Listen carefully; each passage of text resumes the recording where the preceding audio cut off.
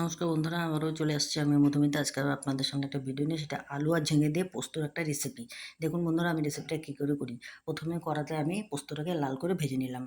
ভেজে আমি একটা পাত্রে উঠিয়ে নিলাম। আর এবার কড়া গরম হয়ে গেছে, কড়াতে আমি দিয়ে দিলাম সরষের তেল। সরষের তেল গরম হয়ে গেছে, এর উপরে দিয়ে দিলাম আমি আলু কেটে রেখেছিলাম। এই আলুটাকে আমি ভেজে নেব। তার উপরে দিয়ে দিলাম নুন হলুদ। এবার আলুটাকে আমি লাল করে ভেজে নিয়েছি। আর এখানে একটা পেস্ট বানিয়ে নেবো। এখানে পেস্টের মধ্যে আমি এখানে নিয়েছি পোস্ত, কাঁচা লঙ্কা, পেঁয়াজ, রসুন আর আদা। এটাকে আমি পেস্ট করে নেবো। বন্ধুরা, এদিকে হচ্ছে আলু ভাজা হয়ে গেছে। আলু ভাজাগুলোকে আমি উঠিয়ে নেব। আর বেঁচে থাকা যে তেলটা ছিল, তেলটার মধ্যে আমি ঝিঙেগুলোকেও ভেজে নেব। তবে হালকা করে ভেজে নেবো ঝিঙেগুলোকে। ঝিঙের উপরে আমি এখন দিয়ে দেবো নুন আর হলুদ গুঁড়ো। এবার আমি ঝিঙেটাকে হালকা করে একটু ভেজে নেব। আর ঝিঙেটা দেখুন বন্ধুরা, খুব হালকা করে ভেজে নিয়েছি। এবার ঝিঙেগুলোকে আমি তুলে নেব।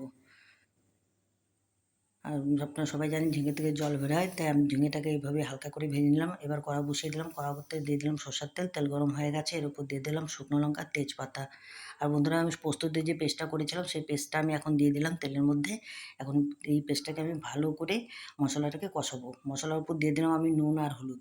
এবার নুন হলুদ দিয়ে আমি মশলাটাকে ভালো করে কষিয়ে নেব। দেখুন বন্ধুরা, ভালো করে কষাতে গিয়ে এখানে আমি দিয়ে দেবো কাশ্মীরি লাল লঙ্কার গুঁড়ো। কাশ্মীরি লাল লঙ্কার গুঁড়ো দিয়ে এখানে আমি কষিয়ে নিয়েছি। এবারে ভেজে রাখা যে আলু আর ঝিঙে ছিল, সেই আলু আর ঝিঙেটাকে এখানে আমি দিয়ে দেবো মশলাতে।